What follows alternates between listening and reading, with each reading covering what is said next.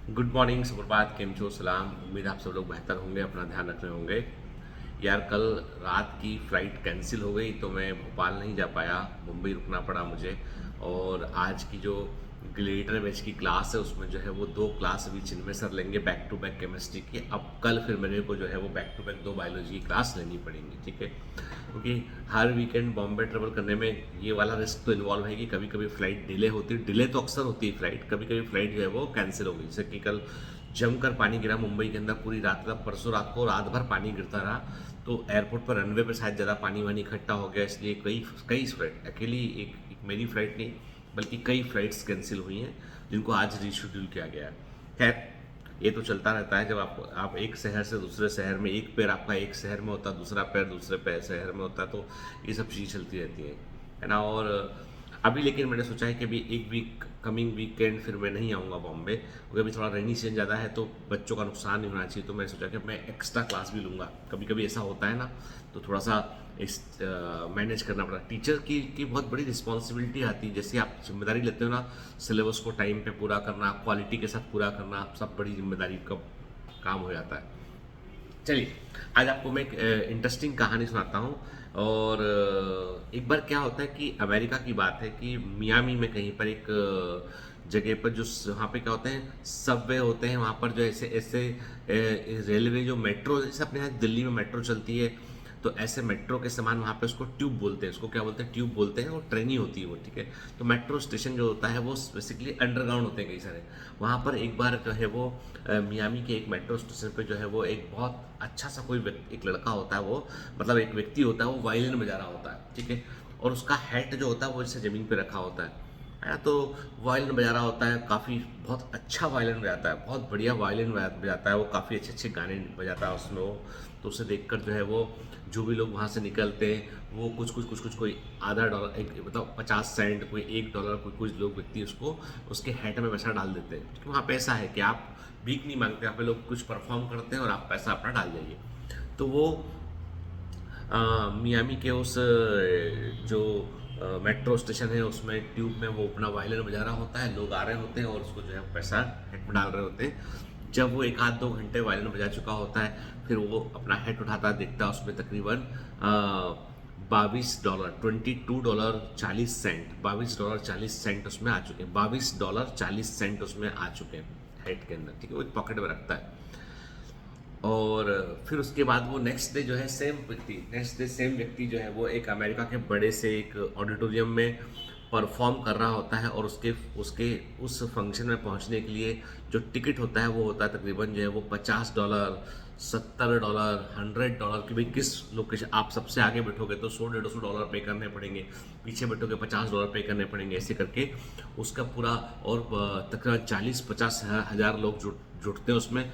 बहुत बड़ा एक इवेंट हो रहा होता है जिसमें वो वायलिन बजा रहा होता है ना। और उसका उस दिन का वायलिन का जो शो होता है उसके लिए उसको करोड़ों रुपए की, मतलब इंडियन करेंसी में करोड़ों बोल सकते हैं, अमेरिका में बोल सकते हैं लाखों डॉलर की ना, लाखों डॉलर की उसको फीस मिली होती है उसके लिए। और वो भी 2-2.5 घंटे का शो होता है। उस शो को करने के बाद जब वो बहुत सारा पैसा, बहुत सारे लोग आते हैं और पब्लिक एकदम क्रेजी होती है उसके लिए, ठीक है। तो सेम व्यक्ति था। एक दिन पहले वो मेट्रो स्टेशन पे सबवे पर वायलिन बजा रहा था, ठीक है। कुछ दाढ़ी वाड़ी लगा ली होगी उसने, है ना, ताकि लोग पहचान ना पाए। और एक दिन बाद जो है उसने क्या किया, एक दिन बाद उसने जो है वो स्टूडियो, उसने वो बड़े ऑडिटोरियम में परफॉर्म किया और उससे लाखों डॉलर की उसको फीस मिली, ठीक है। उस व्यक्ति का नाम था, जो है मतलब जोशुआ वेल, अभी है जोशुआ वेल उनका नाम है, जो अमेरिकन वायलिन के एक्सपर्ट हैं। वो कई सारी बड़ी बड़ी मूवीज़ में म्यूजिक डायरेक्टर के रूप में काम किया उन्होंने, बल्कि कई सारी नेशनल एकेडमी के अंदर भी वो डायरेक्टर के रूप में काम कर रहे हैं, ठीक है।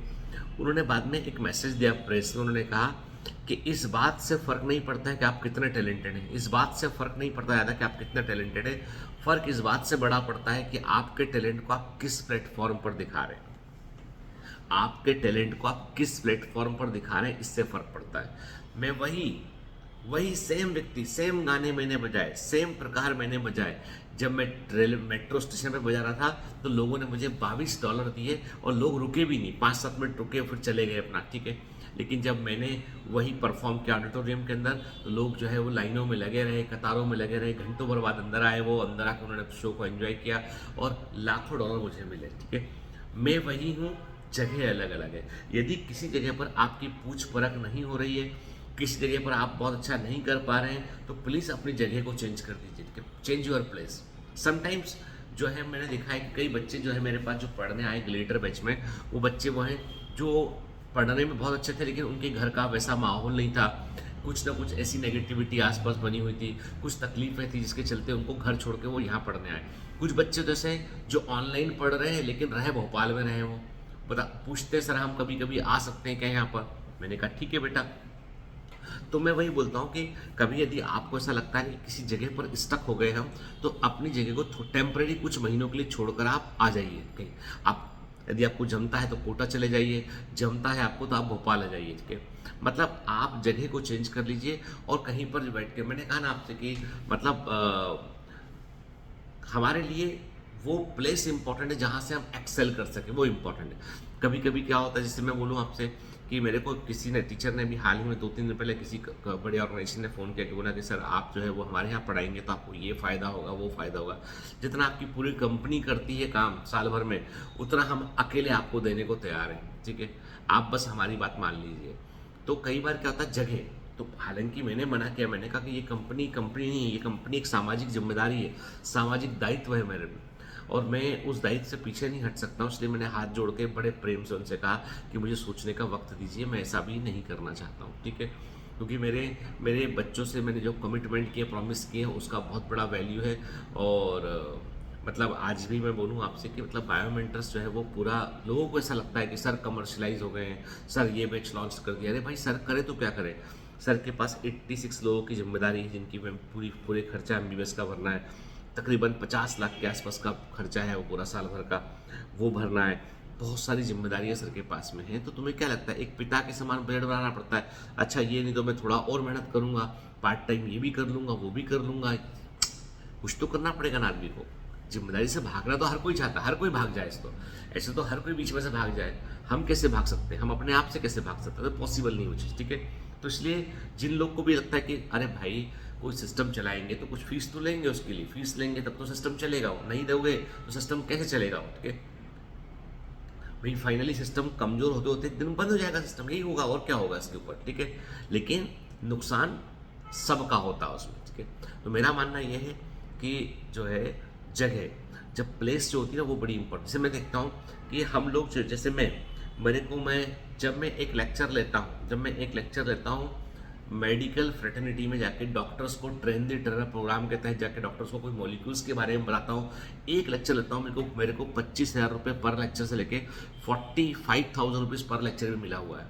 45,000 रुपये में मैंने एक लेक्चर डिलीवर किया हुआ है। ठीक है, जो SGLT2 इनिबिटर के ऊपर था। ठीक है, 3 घंटे की क्लास थी वो, जिसमें पूरा इन्हीबिटर को समझाया गया था, दवा कैसे काम करती है, रिसेप्टर कैसे काम करता है, तमाम डॉक्टर्स वहाँ प्रेजेंट थे, उनके क्वेश्चन आंसर्स थे।